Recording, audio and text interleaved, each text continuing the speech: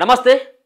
Party ఫిరాయించినటువంటి 10 మంది ఎమ్మెల్యేలపైన చర్యలు తీసుకోవాలి. కోర్టు ధిక్కరణకు పాల్పడ్డటువంటి స్పీకర్ పైన సైతం కూడా మీరు చర్యలు తీసుకోవాలంటూ బీఆర్ఎస్ పార్టీకి సంబంధించిన ఎమ్మెల్యేలు సుప్రీంకోర్టుకు వెళ్ళిళ్ళు. సో కాసేపటి క్రితమే సుప్రీంకోర్టులో వాదోపవాదనలు జరిగినాయి. ఇటు ఆ స్పీకర్ తరపునే కానీ ప్రభుత్వం తరపున కానీ మరో పక్కన ఇక్కడి నుంచి బీఆర్ఎస్ పార్టీకి సంబంధించినటువంటి అడ్వకేట్స్ అంతా. సో సుప్రీంకోర్టులో వాదనలు ప్రతివాదనలు జరిగినాయి. ముఖ్యంగా సుప్రీంకోర్టు గతంలో చెప్పినటువంటి నిర్ణయం ఏదైతే ఉందో వాళ్ళు ఏమని చెప్పిళ్ళు, గతంలో ఎప్పుడు జూలై 31వ తేదీన ఒక స్పీకర్కి ఒక టైం పీరియడ్ పెట్టిళ్ళు. ఏమని 3 నెలల లోపట్ల పార్టీ ఫిరాయింపులకు పాల్పడ్డటువంటి ఎమ్మెల్యేల పైన చర్యలు తీసుకోవాలని, మీరు వాళ్ళని విచారించాలని కాదు, మొత్తం అప్పటి వరకు క్లోజ్ చేయాలని చెప్పేసి 3 నెలల లోపట్ల ఈ విచారణ అంతా మీరు చర్యలు తీసుకోవాల్సిందే. మీరు ఏ నిర్ణయం తీసుకుంటారో ఆ నిర్ణయాన్ని 3 నెలల్లో ప్రకటించాల్సిందని చెప్పేసి సుప్రీంకోర్టు చెప్పింది. మరి సుప్రీంకోర్టు చెప్పి 3 నెలలు అయిపోతా ఉన్నది. 3 నెలలు అయిపోయింది, ఇంకొక 15-20 రోజులు ఇంకెక్కువనే అయిపోయింది. అయినప్పటికీ స్పీకర్ ఇంకా తాత్సారం చేస్తూ ఉన్నాడు. ఆయన విదేశీ పర్యటనలో అటు ఇటు పోయిండు, కొంత సమయం కావాలని మళ్ళీ ఒకసారి కోర్టును సైతం కూడా గడువు కోరిండు. సో అది వేరే విషయం. అయితే ఇది కావాలని చెప్పేసి దీన్ని పొడిగించేందుకే స్పీకరు విదేశీ పర్యటనలు అటు ఇటు పోతున్నాడు అని చెప్పేసి బీఆర్ఎస్ పార్టీకి సంబంధించిన నేతలు చాలామంది ఆరోపించారు. సో ఎట్టకేలకు ఈరోజు సుప్రీంకోర్టులో 2 అంశాలపైన వాదనలు జరిగినాయి.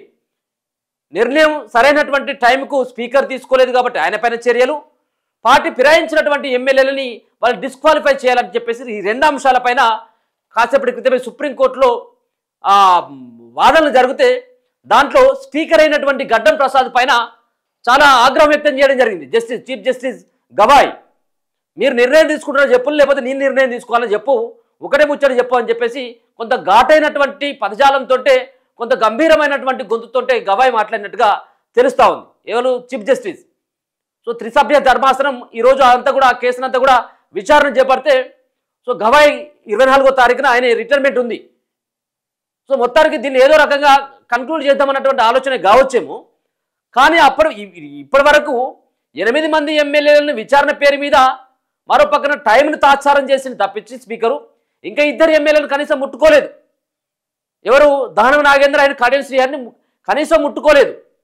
వాళ్ళు స్పీకర్ నోటీస్ ఇచ్చినా కానీ ఆ నోటీసుని వాళ్ళు 4కి ఈక్కొని సపరేట్గా పక్కకు పెట్టినట్టుగా మనం అర్థం చేసుకోవాలి. అని స్పీకర్ ఇచ్చినటువంటి నోటీసుకు సైతం కూడా వాళ్ళు ఏ విధంగా రెస్పాన్స్ కాలేదు. రెస్పాండ్ కాకపోగా మరో పక్కన వాళ్ళిద్దరు కూడా ఈయన రాజీనామా చేయమని చెప్పేసి చెప్పక ముందుకో, లేకపోతే ఈయన డిస్క్వాలిఫై చేస్తారని చెప్పేసి ఈయన నిర్ణయం తీసుకునేంత వరకు వాళ్ళు కూడా ఆగేటట్టుగా లేరు. వాళ్ళంతటా వాళ్ళే రాజీనామా చేసేందుకు కూడా వాళ్ళంతటా వాళ్ళు సిద్ధంగా ఉన్నారు. సో అయితే 3 నెలల టైం అయిపోయినప్పుడు కూడా మీరు ఎందుకు చర్యలు తీసుకోవట్లేదు? దేనికి చర్యలు తీసుకోవట్లేదు? ఎప్పుడు చర్యలు తీసుకుంటారు? అసలు చర్యలు తీసుకునేది ఉందా లేదా? మీ ఉద్దేశం ఏంటిదో చెప్పాలని చెప్పేసి మరి స్పీకర్ని నేరుగా వాళ్ళు ప్రశ్నించినటువంటి పరిస్థితి.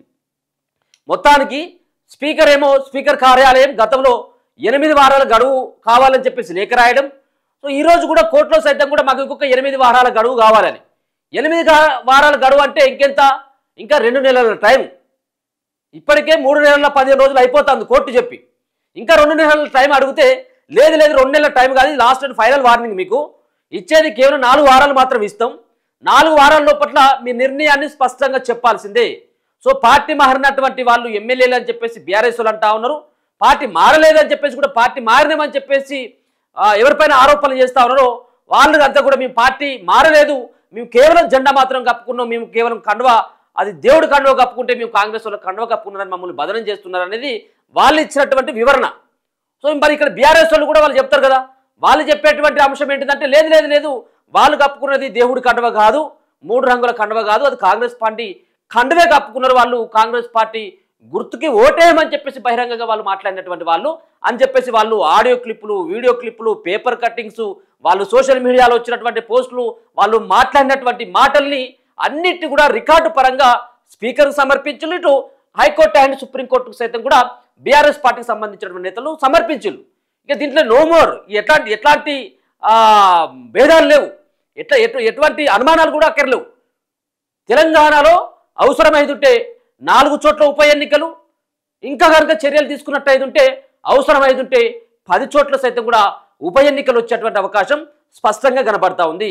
ఈ విషయంలో పార్టీ ఫిరాయించినటువంటి ఎమ్మెల్యేల విషయంలో కోర్టులు సైతం కూడా ఇటీవల తీసుకుంటున్నటువంటి నిర్ణయాలు సైతం కూడా సంచలనంగా మారిపోతా ఉన్నాయి. స్పీకర్ కనుక సరైనటువంటి టైంలో కనుక చర్యలు తీసుకున్నట్టయితే ఉంటే అవసరమైతే ఉంటే నేరుగా కోర్టే జోక్యం చేసుకొని వాళ్ళందరినీ కూడా పార్టీ ఫిరాయింపులకు పాల్పడినటువంటి వ్యక్తులని సస్పెండ్ చేస్తూ ఉన్నది. పార్టీ ఫిరాయింపులకు పాల్పడినటువంటి ఎమ్మెల్యేలను సైతం కూడా వాళ్ళని డిస్క్వాలిఫై చేస్తే మళ్ళీ ఉప ఎన్నికలు వచ్చినటువంటి సందర్భాలు మన మొన్ననే పశ్చిమ బెంగాల్ సంబంధించినటువంటి బీజేపీ పార్టీలో గెలిచినటువంటి ఎమ్మెల్యే మరి తృణమూల్ కాంగ్రెస్ పార్టీకి వెళ్ళినటువంటి ముకుల్ రాయ్ విషయాన్ని మనం స్పష్టంగా ఒక ఉదాహరణగా చెప్పుకోవచ్చు.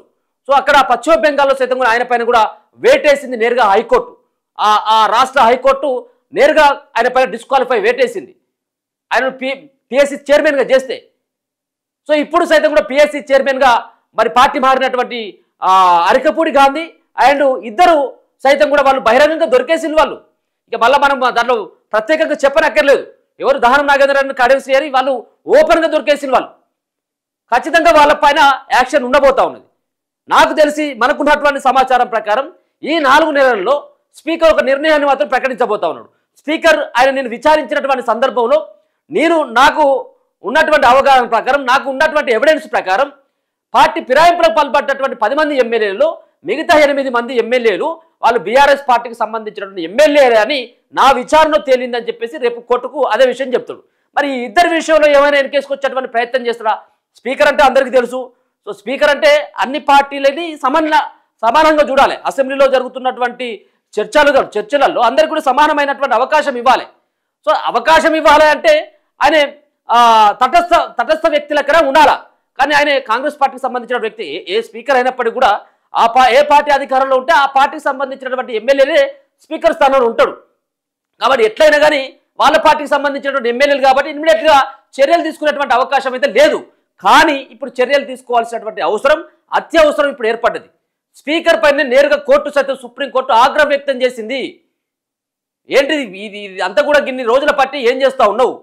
వాళ్ళు రెడ్ హ్యాండెడ్గా దొరికినటువంటి వాళ్ళని మీ కళ్ళము కూడా కనబడుతుంది కదా, అది ఏంటి మరి? అది ఇంకా ఎందుకు మీరు వాళ్ళపైన చర్యలు తీసుకోవట్లేదు, ఎందుకు విచారణని పూర్తి చేయట్లేదు అని చెప్పేసి గట్టిగా ఒక హెచ్చరిక జారీ చేసినట్టు తెలుస్తూ ఉంది. ఇక నెక్స్ట్ మళ్ళీ గడువు అడిగి మళ్ళీ ఒక 2 వారాలు అడిగి 15 రోజులు అడిగేటువంటి సాహసం స్పీకర్ 100% చేయడు. ఎందుకంటే ఇప్పటికే మరి వార్నింగ్లు అయిపోయినాయి, గడువు అయిపోయింది, అంత అయిపోయింది. మరి నెక్స్ట్ ఇదే సంబంధించినటువంటి సుప్రీంకోర్టు చీఫ్ జస్టిస్ అయినటువంటి గవాయ్ మరి ఆయన 24వ తారీఖున వెళ్ళబోతారు. మరి మళ్ళీ కొత్త చీఫ్ జస్టిస్ వస్తాడు.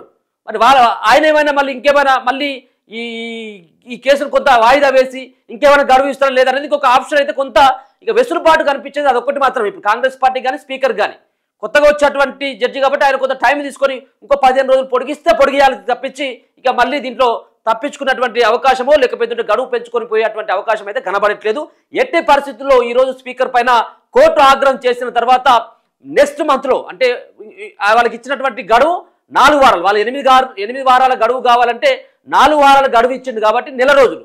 అంటే ఈ నెల రోజుల లోపట్ల అంటే వచ్చే నెల వరకు అంటే ఇది 17వ తారీఖు దాదాపుగా మళ్ళీ ఈ టైం వరకు 15వ తారీఖు వరకు స్పీకర్ ఒక నిర్ణయాన్ని ప్రకటించి నెక్స్ట్ మంత్ ఎండింగ్లో ఒక ఉప ఎన్నికలకు ఇంకా అవకాశం కూడా ఉండేటువంటి ఆ వార్త మనం వింటంగా వచ్చాము. అటువంటిది నాకు తెలిసి అదే జరగబోతా ఉంది. తెలంగాణలో మరో 2 చోట్ల అయితే ఖచ్చితంగా ఉప ఎన్నికలు అవసరమైతే 4 చోట్ల ఇక సుప్రీంకోర్టు సీరియస్గా తీసుకున్నట్టయితే అవసరమైతే 10 చోట్ల పార్టీ మారినటువంటి ఎమ్మెల్యేలు ఎవరైతే ఉన్నారో ఇక్కడ దానం నాగేందర్, బండ్ల కృష్ణమోహన్ రెడ్డి, కడెం శ్రీహరి, తెల్లం వెంకట్రావు, గుడెం మహిపాల్ రెడ్డి, కాల యాదయ్య, ఇక్కడ ఉన్నటువంటి సంజయ్, అరికపూడి గాంధీ, పోచారం శ్రీనివాస్ రెడ్డి వీళ్ళందరూ కూడా కనబడతా ఉన్నారు. వీళ్ళందరి పైన వేటు వేయించేటువంటి అవకాశం అయితే కనబడుతుంది. ముఖ్యంగా మాత్రం వీళ్ళిద్దరు ఇక్కడ ఉన్నటువంటి దహనం నాగేంద్ర ఆయన అక్కడ ఉన్నటువంటి కడెం శ్రీహరి, సో ఇద్దరి మీద మాత్రం ఖచ్చితంగా వేటు పడేటువంటి అవకాశం అయితే కనబడతా ఉంది. ఇంకా ఆయన యొక్క నిర్ణయాన్ని ఈ యొక్క వచ్చే నెల 15 వరకు ఆయన ప్రకటించేటువంటి అవకాశం ఉంటుంది. మళ్ళీ 4 వారాల తర్వాత సుప్రీంకోర్టు దృష్టికి మళ్ళీ కేసు వెళ్ళినట్టయితే అప్పుడు స్పీకర్ నిర్ణయం తీసుకుంటారా ఆ లోపు, లేకపోతే మళ్ళీ కోర్టులో కనుక ఈయన ఏ నిర్ణయం తీసుకోకుండా ఉన్నట్టయితే నేరుగా సుప్రీంకోర్టు ఏ విధమైనటువంటి ఆర్డర్ ఇస్తుంది అనేది కూడా మనం చూడాల్సింది. ఒక 4 వారాల గడువు, నెల రోజుల గడువు మాత్రం ఈరోజు సుప్రీంకోర్టు అది ఆగ్రహం వ్యక్తం చేసుకుంటూనే వాళ్ళపైన అసహనం వ్యక్తం చేసుకుంటూనే ఆయనకు స్పీకర్కి గడువు అయితే ఇవ్వడం జరిగింది.